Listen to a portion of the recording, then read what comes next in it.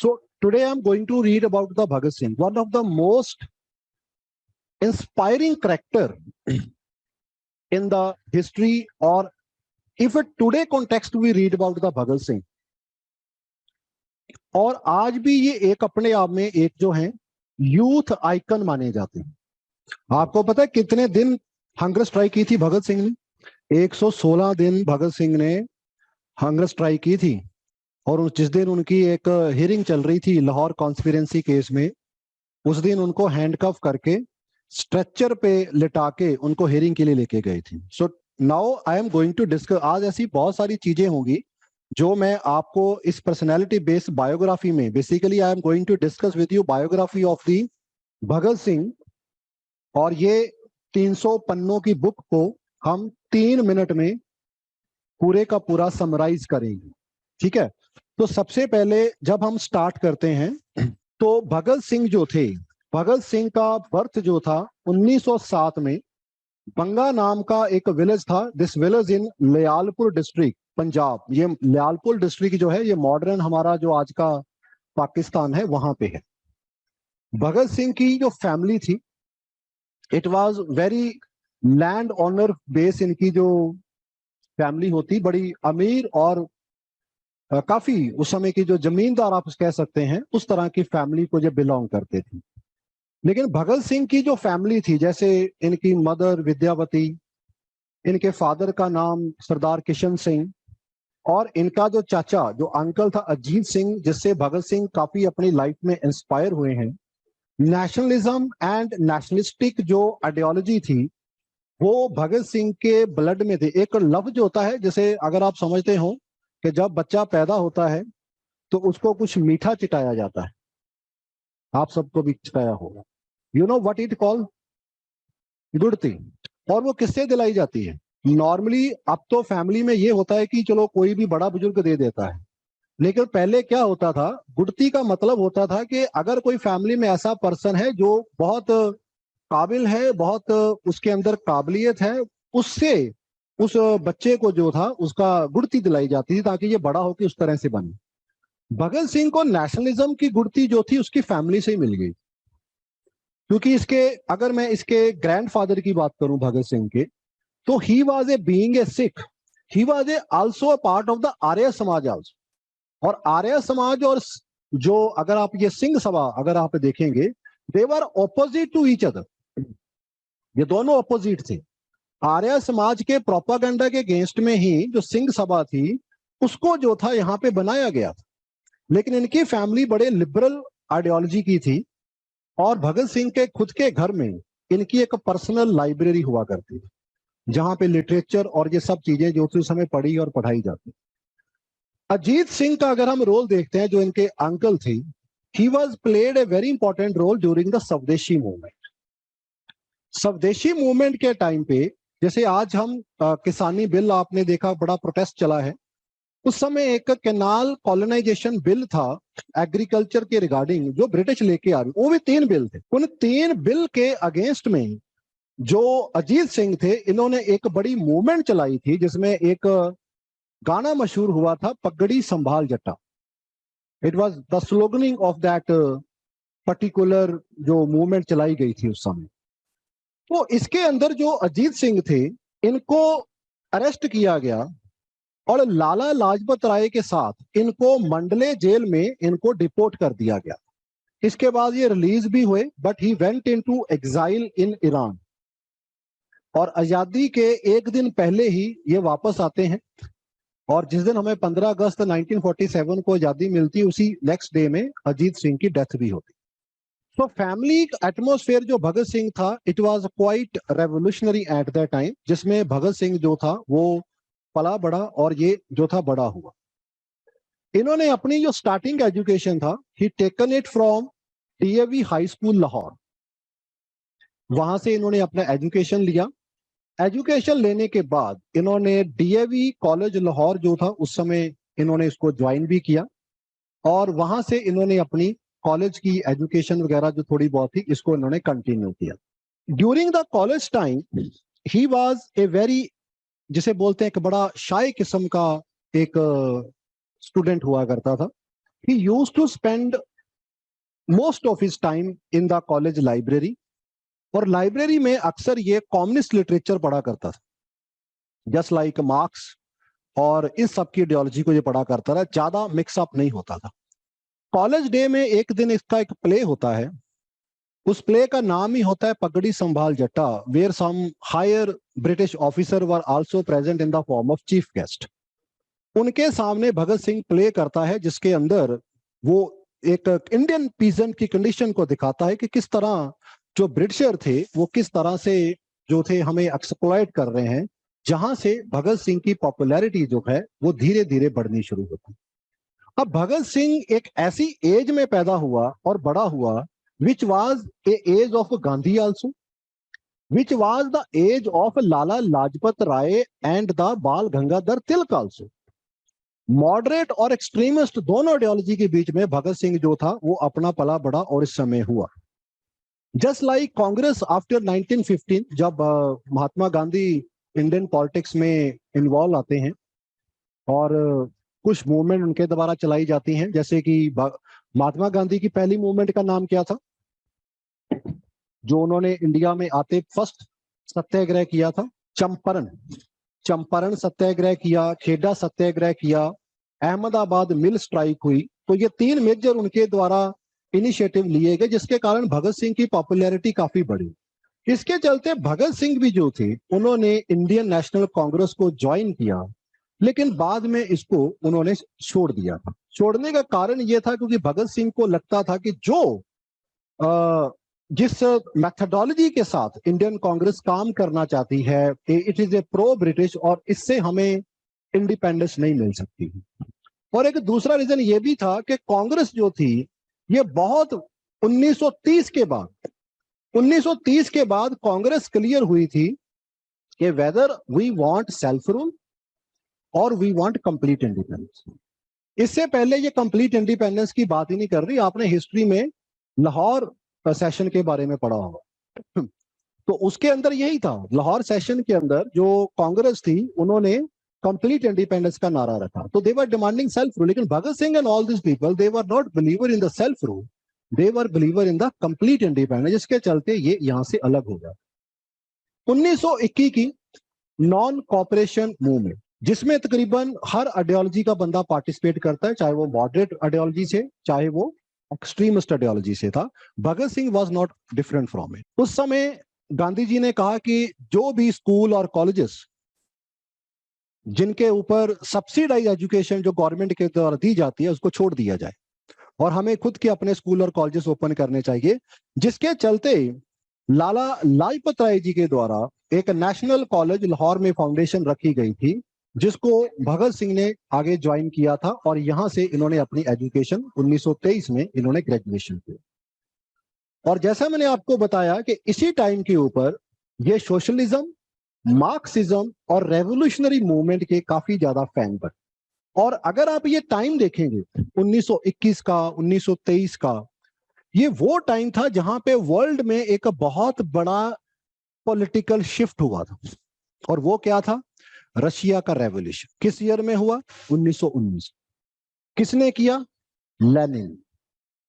तो जिसके चलते पहली बार जो मार्क्स की आइडियोलॉजी थी, जो मार्क्स शुरू से कहता आ रहा था कि सोसाइटी है जो दो हिस्सों में बटी हुई है, एक जिनके पास सब कुछ है और दूसरे पास जिनके पास कुछ भी नहीं है, हैव और हैव नॉट।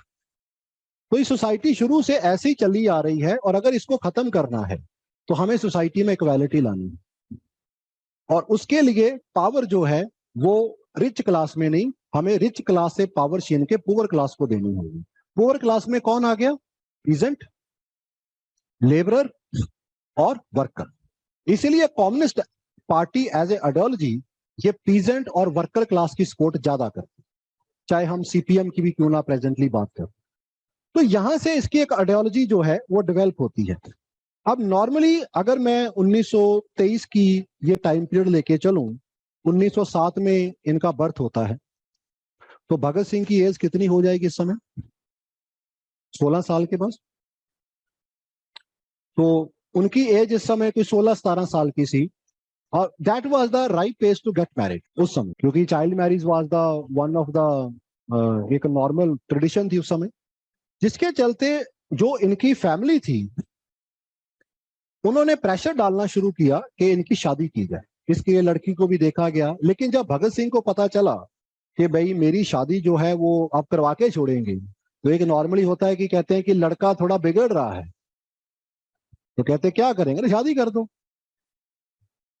तो भाई शादी करने से कौन सा लड़का सुधर जाएगा, वो ऐसा कौन सा है। लेकिन एक नॉर्मली बातें ऐसी होती हैं, ठीक है, कहते हैं लड़का बहुत बिगड़ैलू हो गया तो शादी कर दो। इससे पता चलता है कि वोमेन कितनी इंपावर होती है, कि जब एक लड़का बिगड़ जाता है, लास्ट ऑफ लास्ट रिजॉर्ट क्या है, उसकी शादी कर दो। कौन सुधारेगा, कहता वाइफ सुधारेगी इसको आके, और तो किसी की सुनेगा नहीं। तो भगत सिंह के ऊपर कुछ इस तरह लगा कि थोड़ा ज्यादा ही रेवोल्यूशनरी हो चुका है, पहले चाचा भतीजा तुर गया पीछे, तो चाचा भी उस समय एग्जाइल में था, तो कहीं ऐसा ना हो शादी कर दो। भगत सिंह को जब पता चला कि प्रेशर बढ़ गया है, तो ये यहाँ पे कानपुर चला गया। कानपुर में इनको एक कांग्रेस के लीडर मिलते हैं, गणेश शंकर विद्यार्थी, जिनके साथ ये थोड़ा समय काम करते हैं। और एक हिंदी पेपर जिसका नाम होता है प्रताप, इसका एक एडिटर बन के काम करते हैं। He was use to write in this newspapers, ठीक है। तो प्रताप में इन्होंने एक हिंदी पेपर में काम किया, और इसी टाइम के ऊपर he met with another revolutionary, जिसके अंदर प्रोमिनेंट नाम जो है बटुकेश्वर दत्त और चंद्रशेखर आजाद आ जाते। बटुकेश्वर दत्त पता कौन थे? जब भगत सिंह ने बॉम्ब फेंका था जाके असेंबली में, भगत सिंह के साथ दूसरा जो इनका साथी था बटुकेश्वर दत्त, और चंद्रशेखर आजाद तो आप जानते ही हैं। तो इनके द्वारा ऑलरेडी 1924 में कानपुर में एक एसोसिएशन बनाई गई थी, जिसे कहा जाता था हिंदुस्तान रेवोल्यूशनरी एक एसोसिएशन बनाई गई, HRA कहते थे इसको शॉर्ट फॉर्म में। ये फाउंड इस ऑर्गेनाइजेशन में भगत सिंह का कोई रोल नहीं था। ये ऑर्गेनाइजेशन ऑलरेडी सिंदर सन्याल और चंद्रशेखर आजाद इन लोगों ने बनाई थी, जिन्होंने बाद में रेवोल्यूशनरी एक्टिविटी को करने के लिए ककोरी कांड किया था। ककोरी में ट्रेन लूटी थी, उस ट्रेन के अंदर भी भगत सिंह का उसके साथ कोई रिलेशन नहीं था, क्योंकि कानपुर जाने के बाद ये वापस आ जाता है, इधर लाहौर साइड में आ जाता है, और यहाँ पे ये सुखदेव के साथ मिलता है, यशपाल और भगवती चरण वोहरा। भगवती चरण वोहरा ये वो इंसान है, इसका रोल 2 बार आता है। पहली बार रोल आता है जब भगत सिंह SP सौंडर को शूट करता है, पूरे का पूरा लाहौर सील कर देता है। चलो मैं कहानी आगे बताता हूँ, यहाँ पे थोड़ी जल्दी हो जाएगी, ठीक है। सो ये इन लोगों के यहाँ पे कांटेक्ट में आता है, और दोबारा से ये कामों में जो है वो लग जाता है। और तब हम देखेंगे कि ये कुछ एसोसिएशन को जब स्टार्टिंग करता है, तो हिंदुस्तान रिपब्लिकन एसोसिएशन, क्योंकि ककोरी कांड के अंदर जितने भी मेजर लीडर होते हैं दे गॉट अरेस्टेड। इनको अरेस्ट करने के बाद कोई मेन लीडर नहीं बचता है, तो तब भगत सिंह जो है ये कानपुर एरिया में दोबारा जाते हैं 1927-28 के पास, और वहां पे चंद्रशेखर आजाद के साथ मिलके HRA का नाम चेंज करते हैं, जिसको कहा जाता है हिंदुस्तान सोशलिस्ट रिपब्लिकन एसोसिएशन।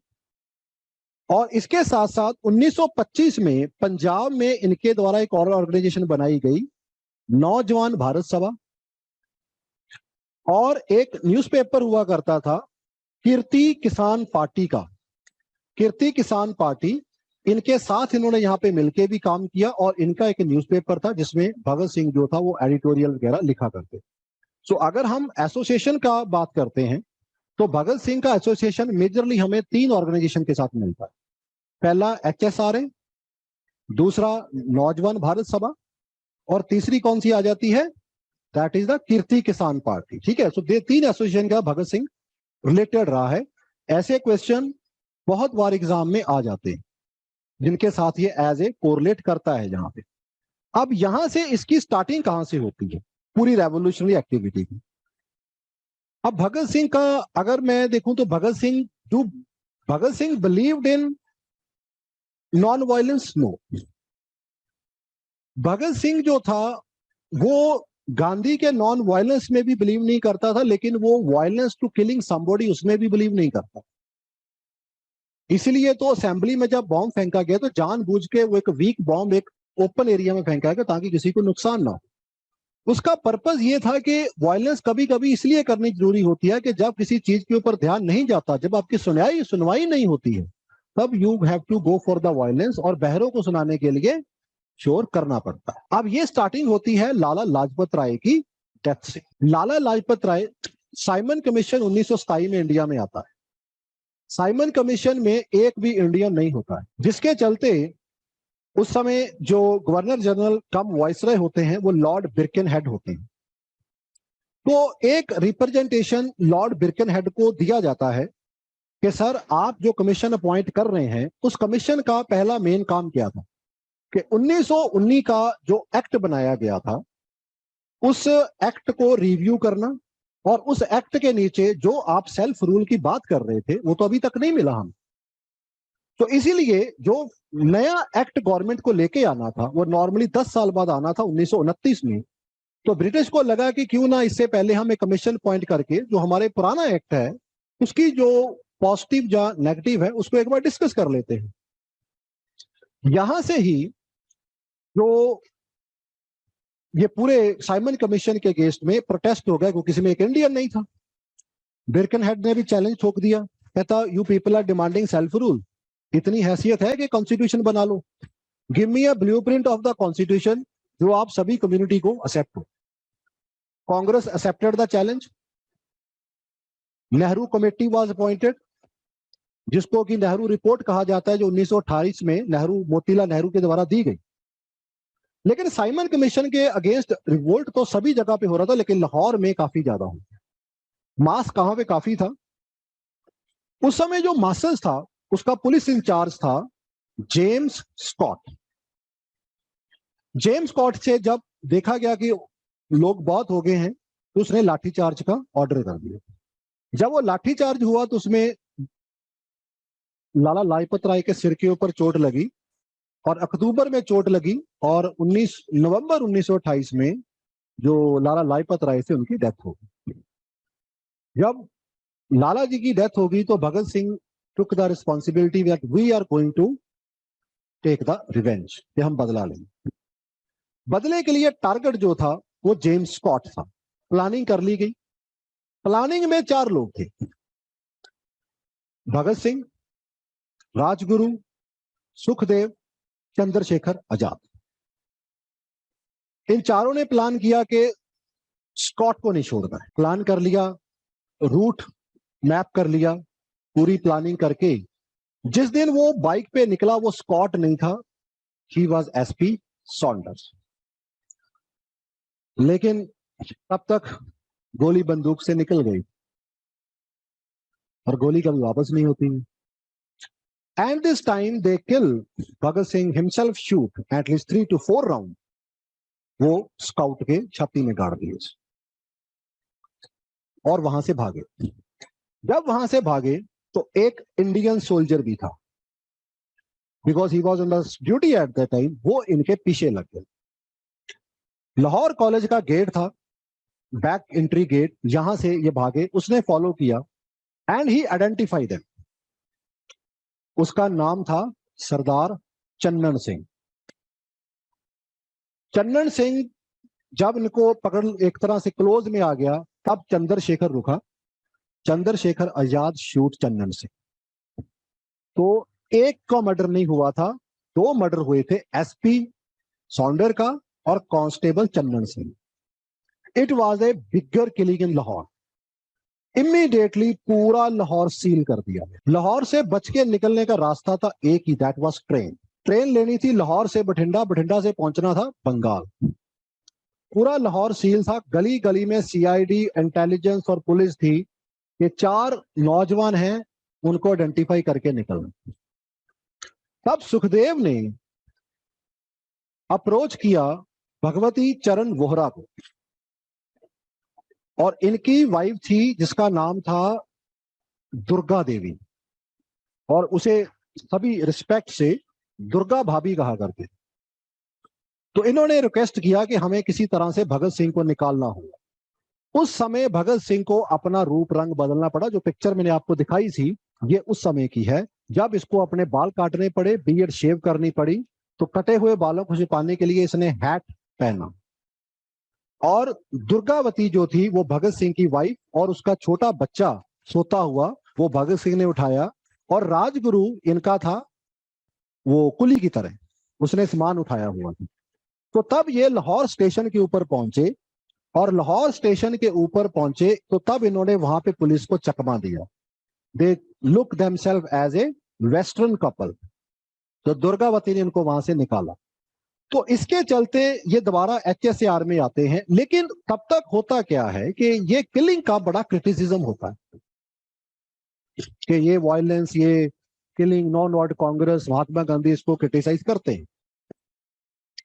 तो तब भगत सिंह को लगा कि हु आई एम, मैं कौन हूं। मास्टर्स के लिए तो आई बिकम ए टेररिस्ट, क्योंकि ब्रिटिश ने तो टेररिस्ट ही डिक्लेयर कर दिया, जगह जगह पोस्टर लगा दिए गए कि देयर आर 4 लड़के जिसमें से एक सिख है। तो मैं तो एक टेररिज्म बन गया। तो जब तक मैं मास्टर्स में नहीं जाऊंगा, जब तक मैं मास्टर्स में नहीं जाऊंगा, and I will not convey my thought and ideology, तब तक मैं कैसे बताऊंगा कि मेरे लिए आजादी का मतलब क्या है। भगत सिंह के लिए आजादी का मतलब सिर्फ गोरों से आजादी पाना नहीं था, उसके लिए इंडिपेंडेंस के बड़े ज्यादा मीनिंग थे। ही यूज्ड टू से कि अगर गोरों को भगा देंगे तो कोई और आ जाएगा, the exploitation will continue. So that is why Bhagat Singh का मानना था कि एक ऐसा पॉलिटिकल सिस्टम होना चाहिए जिसके अंदर जो सोशल और इकोनॉमिक जस्टिस भी सभी लोगों को मिले। तो ये आइडियोलॉजी को पहुंचाना जरूरी था। देन ही प्लान, उस समय गवर्नमेंट कुछ बिल लेके आ रही थी, जैसे कि public safety bill and trade dispute act आ रहे, जिनके अगेंस्ट में पार्लियामेंट का जो समय सेशन चल रहा, सेंट्रल असेंबली का। भगत सिंह प्लान कि मैं इसके ऊपर बॉम्ब फेंकूंगा, बॉम्ब जानबूझ के कॉर्नर में फेंका जाएगा ताकि किसी को कोई नुकसान ना हो। जब कोई नुकसान नहीं होगा, अरेस्ट होगी, ट्रायल चलेगा, उस ट्रायल को मैं अपना एक मीडिया ट्रायल में कन्वर्ट करूंगा, and I will propagate my ideology. तो प्लान अच्छा था, हुआ भी। ही अलोंग विद बतुकेश्वर दत्त, इन्होंने हॉल में बॉम्ब फेंका। इनके पास पिस्टल भी था, लेकिन जब इनको अरेस्ट किया गया तो इन्होंने पिस्टल कांस्टेबल को दे दिया, पुलिस को, एंड दे गॉट अरेस्टेड। और पूरे असेंबली हॉल में इन्होंने पैम्फलेट बांधे, इनकलाब जिंदाबाद। अब इस एक्ट को अगेन गांधी ने बहुत क्रिटिसाइज किया कि ये गलत है। भगत सिंह ने भी कहा कि हमने किसी को मारा नहीं, हमने कोई वायलेंस नहीं की है, this is just our way. और ये आइडियोलॉजी से कहां से मिली? He was influence in this context by Auguste Vaillant, जो एक फ्रेंच अनार्चिस्ट था। उसी से इंस्पायर होकर इसने ये बॉम्ब वाला काम किया था। तो इसने जानबूझ के अपने आप को अरेस्ट किया, अरेस्ट करवा के इसने वहां पे जेल में रखा गया। अब जब जेल में गया तो केस एक नहीं, केस कई खुल गए। There was one Lahore conspiracy case, जिसके अंदर सॉन्डर का मर्डर केस था, वो खुल गया। असेंबली का बॉम्ब का केस था, ये खुल गया। ये सारे केस खुल गए यहाँ पे। अब इसके अंदर जब इसको यहाँ पे जेल में रखा गया, तो पहले इसको वहां पे दिल्ली जेल में था, तो वहां पे he was getting a good, जो एक नॉर्मल राइट होते मिलते हैं। इसको वहां से शिफ्ट कर दिया गया। वो जेल थी इधर लाहौर पाकिस्तान में, रावलपिंडी में, मियां वाली जेल, उस जेल का नाम था। इसे रावलपिंडी की मियां वाली जेल में वहां पे ट्रांसफर कर दिया, और वहां पे जाके देखा भी हालात बहुत खराब है। तो तब इसने डिमांड की कि I am a political prisoner, क्योंकि तभी तक मर्डर वाला केस नहीं हुआ था, तो मैंने कोई वायलेंस नहीं की है, so I am a political prisoner, so I should be treated like a political prisoner. और मुझे अच्छा खाना, अच्छा मेरी बैरक, मेरे पास साफ सुथरे कपड़े, पढ़ने के लिए किताबें, न्यूज़पेपर, मुझे सब मिलना चाहिए। जेल अथॉरिटी ने रिफ्यूज कर दिया, तो इन्होंने खाना बंद कर दिया। अब स्टार्टिंग में लगा जैसे होता है, चलो भूख हड़ताल है, देखेंगे कितना टाइम निकलेगा, but it was A turning point in the Bhagat Singh popularity. ये वो टाइम था जहां पे भगत सिंह हर घर का एक नाम बन गया। हर घर में, हर गली में, हर नुक्कड़ में, देश के हर हिस्सों में भगत सिंह की चर्चा होनी शुरू होगी, और पॉपुलैरिटी का ग्राफ बहुत बढ़ गया। During this time viceroy was Lord Irwin. Lord Irwin उस समय शिमला की छुट्टियों पे था, लेकिन ये ग्राफ इतना ज्यादा बढ़ गया कि लॉर्ड इरविन को लगा कि now we have to do something. Government try to do everything, they were torture. यहाँ पे पानी के, क्योंकि हंगर स्ट्राइक में वाटर नहीं रोका जा सकता, पानी निकाल के उसमें दूध भर दिया गया। खाने के टेबल में दुनिया भर के टेस्टी फूड डिशेस। आप इमेजिन करो 20 दिन से तुम भूखे हो और एक बड़ी सुंदर सी थाली आ जाए सामने जिसमें मीठा भी और सब चीजें जो है मिल जाए, तो दिल तो ललचाएगा ना। ये सब किया गया लेकिन ये नहीं टूटे, ये ऐसे ही रहे।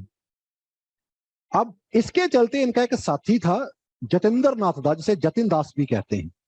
63 डेज में इस बेचारे की डेथ हो गई और ये हड़ताल भगत सिंह की 116 दिन चली।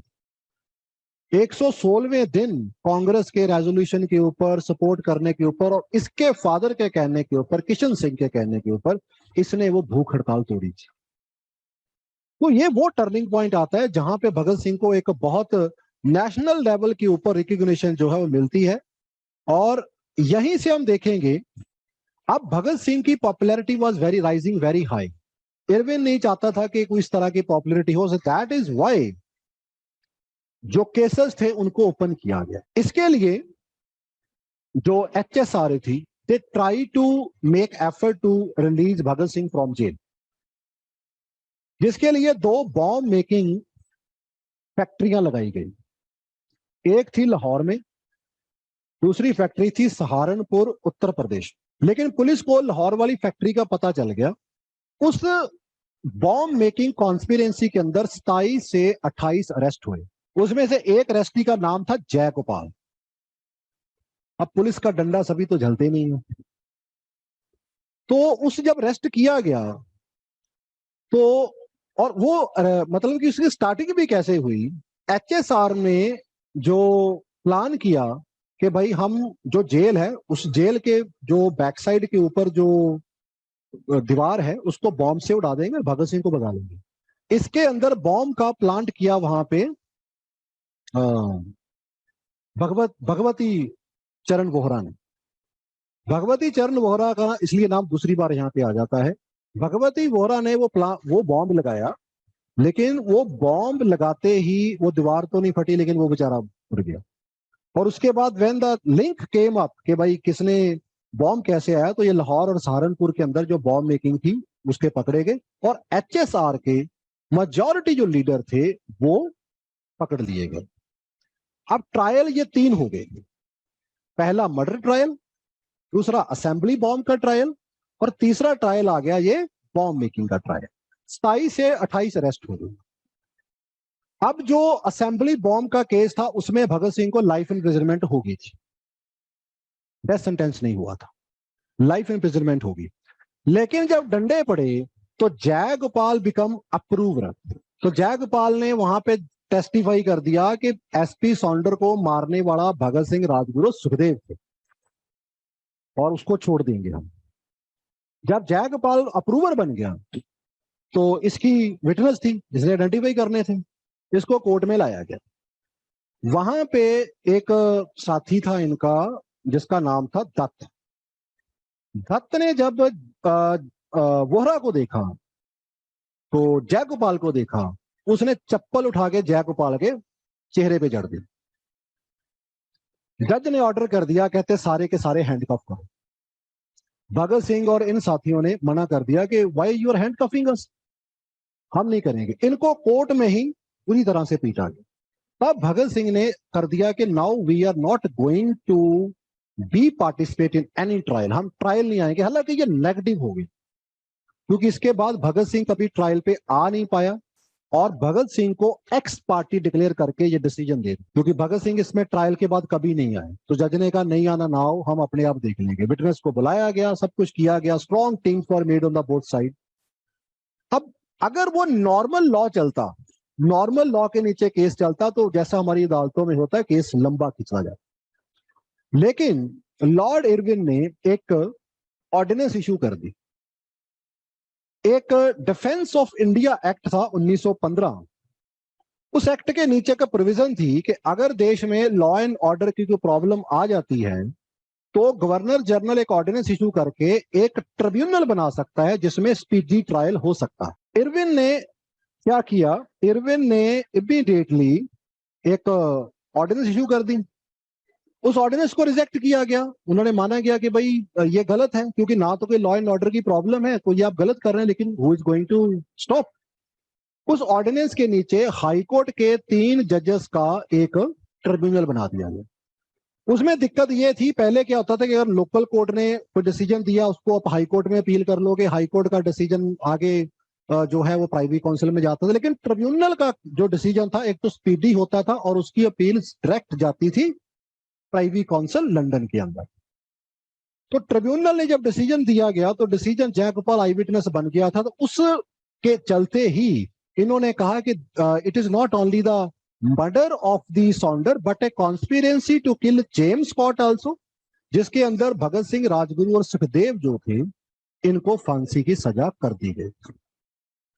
फांसी की सजा होगी। भगत सिंह ने अपील करने से मना कर दिया, लेकिन बाद में समझाने के ऊपर इन्होंने अपील आगे की और प्राइवी काउंसिल में आगे अपील की गई, लेकिन वो अपील भी रिजेक्ट हो गई। अब इस रिजेक्ट के चलते इनको, भगत सिंह को सजा होनी थी 24 मार्च 1931 को फांसी होनी, लेकिन इतना क्राउड इकट्ठा होना शुरू हो गया कि ब्रिटिशर को लगा कि अगर अभी तक हमने ये नहीं कंट्रोल कुछ किया तो क्राउड दीवारें तोड़ के अंदर आ जाएगा, इतना क्राउड होना। तो इन्होंने 11-12 घंटे पहले ही 23 मार्च शाम के 7:30 बजे इन्होंने तीनों लोगों को उस समय अरेस्ट कर लिया और तीनों लोगों को जेल में लाया गया। नॉर्मल मजिस्ट्रेट ने, एक मजिस्ट्रेट का प्रेजेंट होना वहां पे जरूरी होता है जो डेथ वारंट पे साइन कर। All the regular magistrate refuse to come, उन्होंने मना कर दिया। तब इन्होंने एक ऐसे ऑनररी जज को इकट्ठा किया, उसको खड़ा किया, उसने डेथ वारंट इशू किए, भगत सिंह, राजगुरु, सुखदेव को फांसी दी गई और जेल के पिछली दीवार को तोड़ के जो डेड बॉडी थी उनको बाहर निकाला गया, वहां पे क्रिमेशन किया गया और इनकी जो हाफ बर्न या जो भी बॉडी थी उनकी एसेस वगैरह जो थी सतलुज में बहा दी। इन दिस वे भगत सिंह जो था उसका लास्ट टाइम जो था वो यहाँ पे निकला। तो अब इस यहाँ पे एक दो कंट्रोवर्सी और भी आती हैं। द वन कंट्रोवर्सी इज के what was the role of the Mahatma Gandhi in it,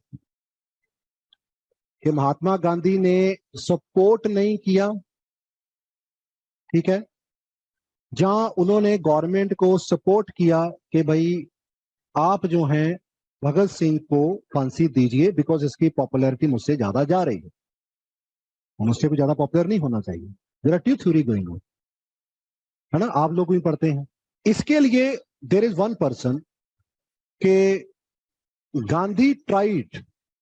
Gandhi ने ट्राई किया इरविन को कन्विंस करने के लिए कि अगर पॉसिबल हो सकता है तो आप भगत सिंह की जो फांसी की सजा उसे लाइफ इम्प्रिजनमेंट में चेंज कर दीजिए। लेकिन तब तक भगत सिंह का केस मीडिया में इतना ज्यादा हाईलाइट हो चुका था with in India and outside in particular England, कि उस समय इरविन ने मना कर दिया कि मैं अगर चाहूं भी तो चाहकर भी मैं इसको ऐसा नहीं कर सकता। So there is a one bigger controversy जो इसको लेके रहती है। तो इसके बारे में अगर आपने थोड़ा पढ़ना है आगे तो आप विकिपीडिया के ऊपर there are 2-3 paragraph related to Bhagat Singh, जहां पे ये आप कंट्रोवर्सी आगे पढ़ सकते हैं, ठीक है। सो अब डेथ सेंटेंस यहां पे हो जाता है। भगत सिंह के मेन वर्क कौन से आते हैं? अगर हमें लिटरेरी वर्क जिसके ऊपर पूछा जाता है तो एक तो he wrote for Kirti, the journal of the Kirti Kisan party, इसमें ये राइट डाउन किया करता था और ये एज ए राइटर डिफरेंट अपने नाम जो थे उसको यूज किया करता था, सिडोनियम यूज किया करता था, जैसे कि बलवंत, रंजीत और विद्रोही। कभी भगत सिंह के नाम से नहीं लिखता तो सिडोनियम यूज करता था। इसने कीर्ति वर्क में लिखा, द किसान एंड किसान पार्टी। वीर अर्जुन एक न्यूज़पेपर था जो दिल्ली में पब्लिश होता था, इसमें इसने काम किया। विद्यार्थी के हिंदी का पेपर प्रताप में इसने काम किया और इसने एक वर्क लिखा था, एक ऐसे लिखा था, why I am an atheist. जब ये जेल में था तो जेल में एक और पर्सन था जिसका नाम था रणधीर सिंह। उसने एक ऑर्गेनाइजेशन भी बनाई थी, अखंड कीर्तनी जथा, जो बेसिकली सिखिज्म, गुरु गोबिंद सिंह जी और उनके जो बेसिक प्रिंसिपल के आगे उसने एक ऑर्गेनाइजेशन बनाई। रणधीर सिंह ने भगत सिंह को चैलेंज किया था। उसने कहा था कि you should believe in God, कि तुम्हें गॉड में बिलीव करना चाहिए। भगत सिंह ने कहा कि मैं बिलीव नहीं कर सकता हूं। तो तब रणधीर सिंह ने कहा कि शायद तुम अपनी पॉपुलैरिटी और इगोइज्म के चलते इतने ज्यादा अपने आप को बड़ा समझने लग गए हो कि तुम्हारे और गॉड के बीच में एक व्हील ऑफ इग्नोरेंस आ गया। तो तब भगत सिंह ने एक ऐसे लिखा, why am an atheist, to explain his view about religion. Bhagat Singh ने कहा कि मैं रिलीजन के अगेंस्ट में नहीं हूं। क्यों? Because religion give us easy death, but to die for the easy death is the greatest human weakness। कि जब इंसान डर जाता है, उसके अंदर एक फियर जनरेट हो जाता है, उस फियर को काउंटर करने के लिए वो धर्म और गॉड का नाम लेता है, एंड दैट प्रूव के that is the weakness of that human person. तो भगत सिंह को कहता था कि it is not the God who created the man, it is the man who created the God. जब वो अपने डर को समझ नहीं पाता या कंट्रोल नहीं कर पाता। So how I can accept a philosophy which is based on myth and which is based on pure fictional things? मैं उस फिलॉसफी को कैसे एक्सेप्ट कर लूं? Because of this reason I am an atheist, जो उसने एक बहुत बेहतरीन वर्क लिखा था। बड़ी अच्छी बुक है ये भगत सिंह। और जब वो हो रहा था, नॉर्मली क्या होता है कि when we die we remember God. अक्सर ऐसे ही होता है। कहते हैं कि इंसान भगवान को याद करता नहीं। मेरा मानना है कि भगवान जब चाहता है ना, वो इंसान को खुद याद दिलाता है कि मैं हूं। अदरवाइज भगवान, हम इंसान वी आर सो सेल्फिश। तो जब तक तो बहुत सही चल रहा है, कोचिंग चल रही है, तैयारी चल रही है, मजे चल रहे हैं, बहुत बढ़िया। पेपर आ गया, थोड़ा सा डर। सुबह उठ के थोड़ी बहुत धूप बत्ती शुरू हो जाती है कि भाई आज प्रीलिम संभाल लेना, आज मेंस का ये पेपर संभाल लेना। रिजल्ट आता है तो और धड़कन तेज हो जाती है। और फिर अगर क्लियर हो जाता है तो फिर हम थैंक गॉड नहीं करते हैं। फिर हम कहते हैं भाई हो गया, हो गया। नहीं हुआ फिर गॉड को चेत याद करते हैं। So it is a difficult time when we remember God. अब भगत सिंह को जब फांसी दी जाने लगी थी, तो जो नॉर्मल जब इसको ले जाया गया, तो he was reading a book. मरते हुए इसको ये कहा गया कि you are going to die, थोड़ा भगवान को याद कर लो। तो भगत सिंह ने उसको कहा कि तो सारी उम्र जब तक मैं जिंदा रहा तब तक तो मैंने भगवान को याद नहीं किया, आज मौत आ गई तो भगवान को याद कर लूं। कहते ये तो दगा हो जाएगी, मेरे साथ भी भगवान के साथ भी। At that time he was reading a book written by Lenin. Sorry, Lenin की बुक थी रिटन बाय क्लारा जैटकिन, जो एक जर्मन मार्क्सिस्ट थी, तो लेनिन पढ़ रहा था। और लेनिन की बुक खत्म करके he went to the gallows, he touch the rope, kissed it and hang. So this was the biography of the Bhagat Singh and his role in the Indian national movement.